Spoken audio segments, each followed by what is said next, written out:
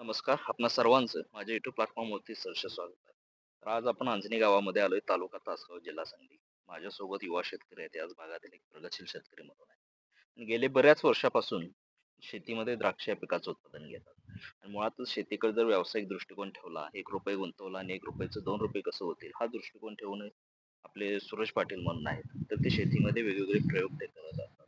आणि आज आपण त्यांच्याच प्लॉटमध्ये आहेत. काळ्या द्राक्षामध्ये ज्योती या व्हरायटीची लागवड केली आणि अगदी बऱ्याचशा गोष्टी त्यांच्याकडून आपल्याला जाणून घ्यायच्या आहेत. अगदी छाटणीपासून ते पूर्ण सगळ्या गोष्टीची आपल्याला त्यांच्याकडून पूर्ण इत्थंभूत माहिती आपल्याला जाणून घ्यायची. तर एकंदरीत पाटील सरांची आपण सुरुवातीला ओळख वगैरे जाणून घेऊया आणि त्याच्यानंतरचा प्रवास आहे तो आपल्याला त्यांच्याच तोंडून ऐकायचा आहे. पाटील साहेब नमस्ते. नमस्ते. सुरुवातीला आपली ओळख सांगा आणि ही द्राक्ष वगैरे लागवड आपली कधीची आहे आणि हं. एकंदरीत व्हरायटी वगैरे कोणती आहे ती?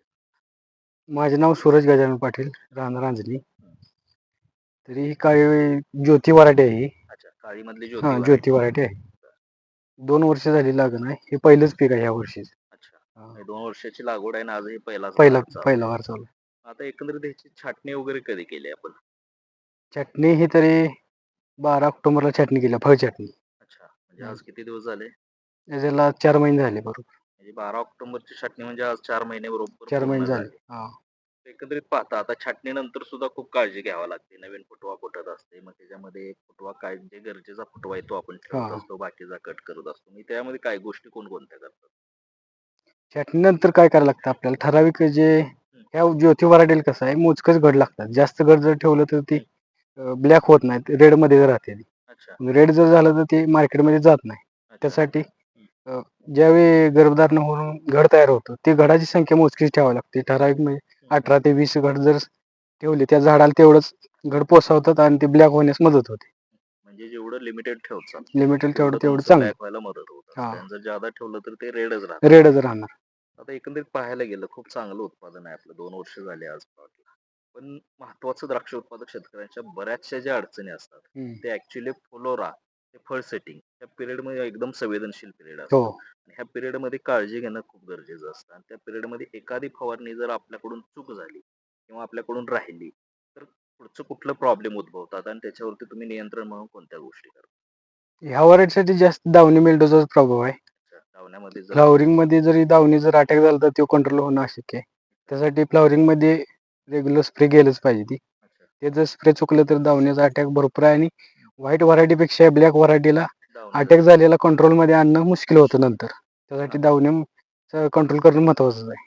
आता तुम्हाला ही जे फ्लॉवरिंगमध्ये पूर्ण अडचणच येते दावणीसाठी. त्यामुळे हं. स्प्रे झालंच पाहिजे त्या टायमाला. आता कसं कोणकोणते स्प्रे राहतात तुमचे इन जनरल डावणीसाठी स्पेसिफिक जर विचार करायला गेलो तर कोणत्या कंपनीचे असते? तर हे स्प्रे तुम्ही घेता की त्याच्यामुळे डावणी बऱ्यापैकी आटोक्यात येते? सिंजेंटाचे वगैरे आहेत रिव्हर्स चालतं. अच्छा, परत मेलोडो वगैरे असतं. मेलोडो स्प्रे होतं. अच्छा. आता वेगवेगळ्या कंपनीचे तालुका जे आहेत, कंपनीचं मेलोडो आहे आता. हं. म्हणजे शक्यतो ब्लॅक मध्ये डावणीचा प्रादुर्भाव हां, जास्त दावणी राहतो. जास्त आणि एकदा काय अटॅक झाला की त्या आटोक्यात आणायला बराचसा आपल्याला ती वेळ द्यावा लागतो. वेळ द्यावा लागतो.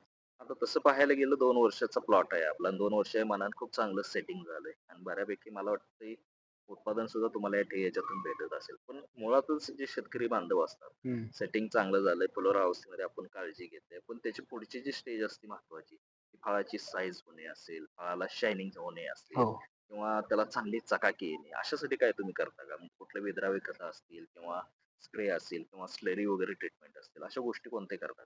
स्लरीची ट्रीटमेंट असते आपली. अच्छा, कोणती स्लरी राहते? गाईचं शेण असतं, हं, गोमूत्र असतं, हं. डाळीचं पीठ, अच्छा. गूळ हं.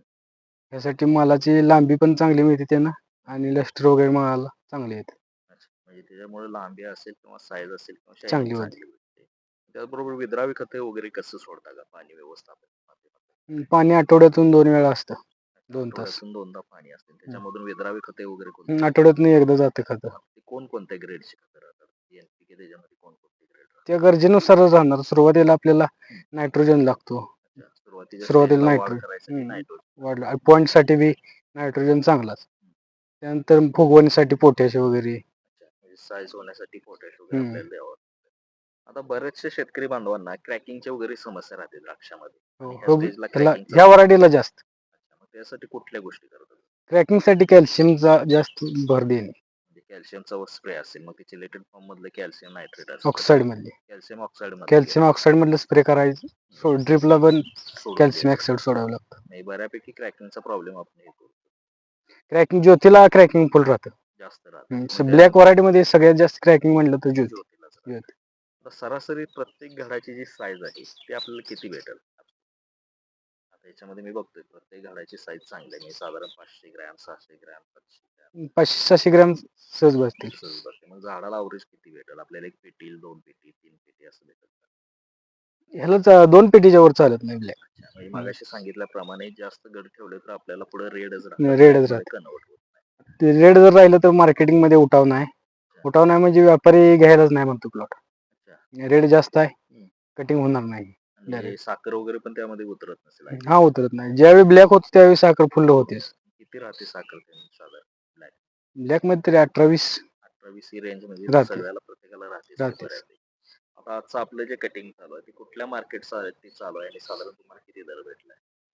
हे पंजाब मार्केट साईड चालू आहे. पंजाब मार्केट चालू आहे. पंजाब हरियाणा मार्केट पंजाब हरियाणा हे दोन्ही साईडला जातो. आता सरासरी तुम्हाला दर किती भेटलाय? 700 रुपये 4 किलो गेले आपला. म्हणजे 4 किलोच्या पेटीला 700 दर भेटला. खूप चांगला दर भेटला. तसं पाहायला गेलं तर ब्लॅकच्या मानाने तसा तो कमीच आहे. तरी पण चांगला भेटलाय. आणि सध्या मार्केट साधारण कमी असल्यामुळे असं आहे. आता सरासरी तुम्हाला एकंदरीत हे किती क्षेत्र आहे? हे 20 गुंठ आहे.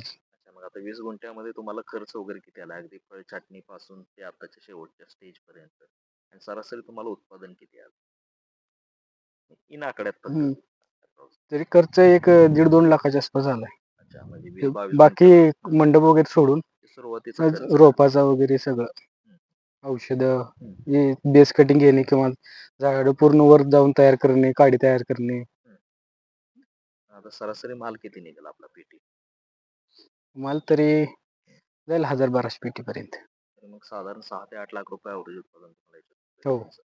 जसं पाहायला गेलं 1.5 लाख खर्च आणि 6 ते 8 लाख उत्पन्न म्हणलं तर निव्वळ नफा आपल्याला 6 ते 7 लाख रुपये एवढा राहणार. एकंदरीत 2 वर्षाचे झाड आहेत. पहिल्या वर्षी झाडाची वाढ व्हायला गेली असते.